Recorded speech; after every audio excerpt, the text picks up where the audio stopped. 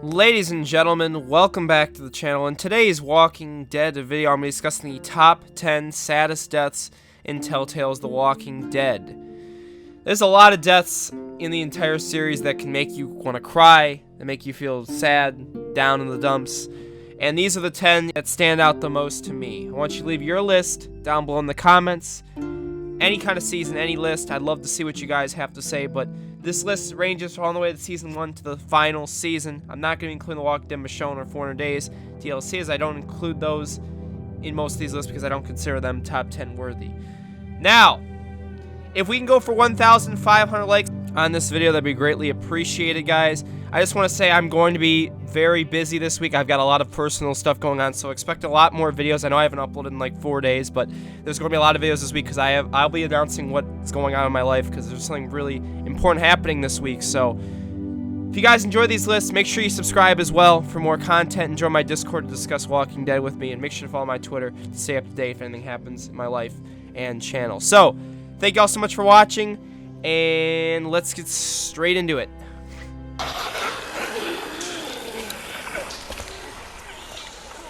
Oh my God. Chuck, he must have tried to hide out down here. Poor bastard. No bullets. He must have saved the last one for himself. At my number 10 spot, I picked Chuck from The Walking Dead Season 1. Chuck's death was so unfortunate. I think he deserved a lot better than what he got. Basically, Ben abandons Clementine when Lee trusts Ben to protect Clementine, and Chuck comes to the rescue of Clementine with the shovel and gets all the walkers away, and basically sacrificing himself to keep Clementine alive and running away. Basically ends up finding by Lee in the sewers. He ends up, putting himself out of his misery because it looks like his guts were taken out and he had nowhere to go. So Chuck, all the lessons he taught Leah is why I consider him one of the best characters in this entire series. And just, he was a great man. This is just an unfortunate. It was really sad to me because he'd done all this stuff to help Clementine, Lee, and all them. But let's move on to our number 9 spot. Get back! Get back! Oh, shit! Jane! Sarah, hang on! Fuck, hurry! I can't hold on! Help me! Clem! This one may be a surprise to some of y'all, but I consider Sarah a top 10. She's at my number 9 spot. Now, both her deaths are pretty damn sad. The first one, you literally could just leave her to die because she has no energy, and she's basically just, you leave her in the trailer park. That's kind of sad. But her second one, literally, when you think maybe you can get her maybe a little more mentally stable and help her, she ends up getting crushed by an entire deck, and then you end up seeing her get devoured by walkers in just a sad, unfortunate way. I feel, a lot of people do hate Sarah for how she acted, but really, with Carlos' lack of teaching and some of the mental issues she probably had, it's really unfortunate to see her die like this. It broke my heart, because I thought we could have saved her, especially when you save her knowing that she dies about 30 minutes to an hour after you saved her. Just pretty unfortunate. Let's move on to our next spot.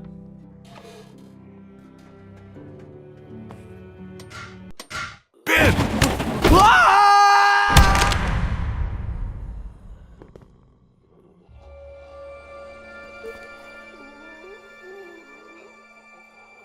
Me and my fucking mouth. At my number 8 spot, I picked Ben from The Walking Dead Season 1. Now, the death I'm going to be placing here is his Episode 5 one. His Episode 4 death, where you drop him from the bell tower, it's more of just like I don't even consider that one sad. That's just cold. The one in Episode 5, though, he doesn't want to become a walker, and he literally says, "Don't let me become one of them." And Kenny, really, another reason why I love Kenny so much, he put Ben out of his misery, gave Ben his wish of not becoming a walker, used the last bullet to shoot Ben in the head. But Ben, despite all the mistakes he had made in Season 1, it felt like finally, in Episode 5, he was starting to really turn another picture for, feeling bad for how Clementine got captured by the stranger and all that. And you unfortunately had this situation where you couldn't really pull him out because the walkers were coming, and it sucked. I mean, I hated Ben, but this was something that really made me change my opinion about him. I didn't really hate Ben as much after seeing this scene, you know, feeling so bad for him. But fortunately, Ben didn't make it, and at least he didn't turn into a walker, though. All right, let's move on to our next one. Yeah, for the van, not for... Cool.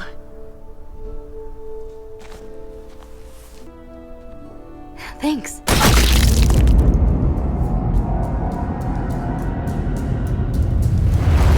Mari! At my number 7 spot, I picked Mariana from The Walking Dead, A New Frontier / Season 3. This character is one that I thought if they would have kept, that I really did like her character through one episode, even though they really didn't have a lot of time with her.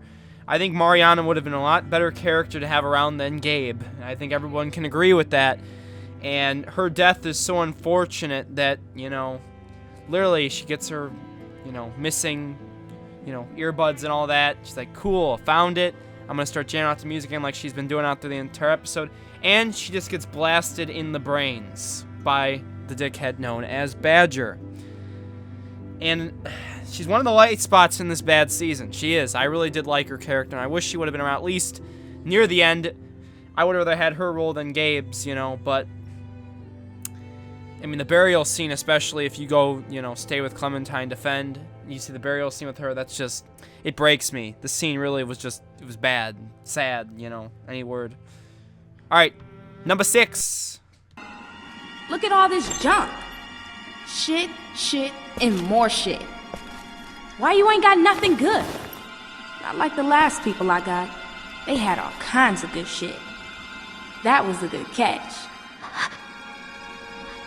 You ain't got nothing good. You're just a little fish. You gonna cry, little fish? This your daddy? What a bozo.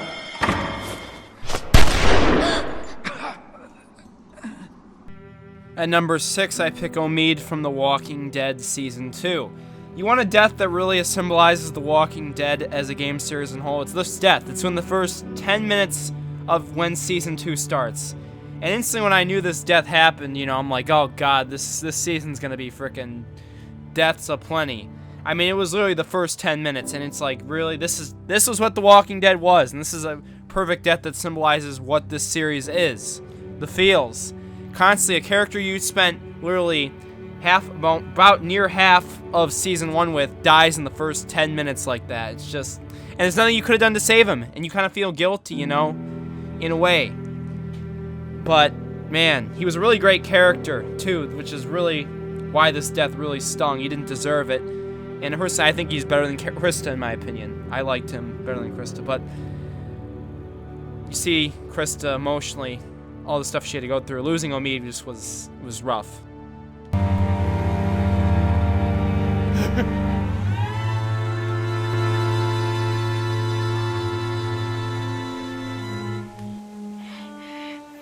Cat! Kaca!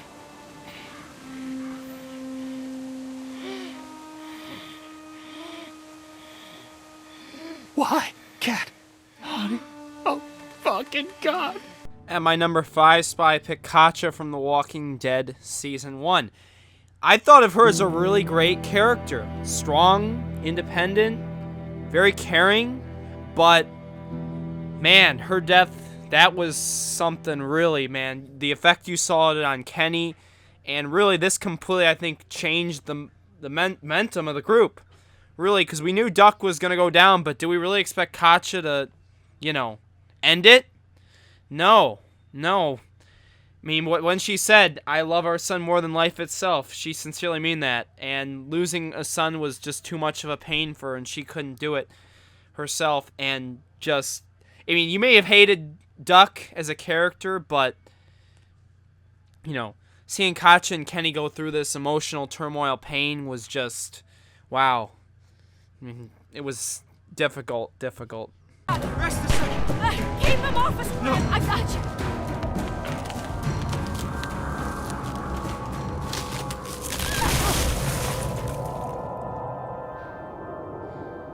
At my number 4 spot, I picked Luke from The Walking Dead Season 2. Luke is probably my favorite character out of the cabin group, and one that I thought was probably going to make it to the end, to the very, very end.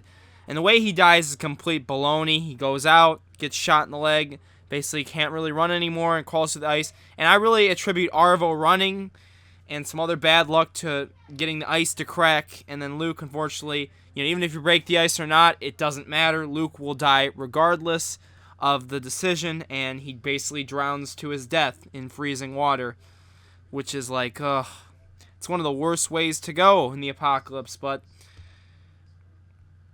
this is the moment when the group really crumbled in Season 2, and Luke was that character that kept the group afloat, and losing him was just one of the worst deaths in Season 2, no doubt.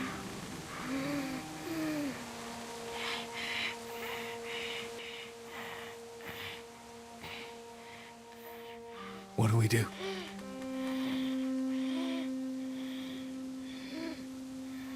You're his dad. You gotta do this. Just put an end to it, man. At my number 3 death, I picked Duck from The Walking Dead Season 1. His entire just moment of this death was painful. And I had Kaca earlier on this list. The part with Kaca, even, what happened to her, was directly involved with Duck, which made this a top 3 for me. And you see Kenny, how he goes along the years, just the effect this death had on him mentally. And he still, could really never get over it. And that's just a tough thing to do. Losing a son, when really you kind of feel it's your responsibility, and if something happens, you feel you're at fault partially, even though he never really caused it directly. You feel like, what ifs, what could have I done to save him and all that. But, whether having Lee shoot him or having, Kenny shoot Duck, either way, the emotions are out, the tears. This one was almost got me a little crying. It was one of those deaths that really hit you in the heart, in the strings, Duck and his mother together. I thought I wanted this, asked for it so many times. Now that it's happening, I'm scared. I'm afraid, Clem. It's okay, Kenny. You're going to see Kaca and Duck. You're going to see them again. Oh, you're always good for a smile. Now, on my number 2 spot, I picked Kenny from The Walking Dead Season 2 and Season 3. I'm putting both Season 2 and Season 3 death. I personally do believe the Season 2 death to be the saddest one, but Season 3's death was just baloney, but it did hit me in the heartstrings as well. Kenny's death was just God. I didn't even do it in my main walkthrough. I watched when I originally had played Season 2, Episode 5. I went to go watch another walkthrough up on YouTube. This is before I had my YouTube channel, and I remember crying watching someone, get the Kenny ending. I bawled out because, I thought I wanted this, asked for it so many times. I'm afraid, Clem. Like, he wanted to, not live anymore, and then right when he's about to die and stuff, he's like, I don't want this to happen anymore. And, he says, you're always good for a smile. It's like, ugh. Or the Season 3 death, where he basically gets a baloney car death, and, he's like, take care of Clementine. It's like, oh, God. Both deaths break me, but the Season 2 death is why I have this top 2. It's really something like literally 5 or 6 years ago I could say I watched and I cried like a little baby. And I can straight up admit that. Great. Good. And also...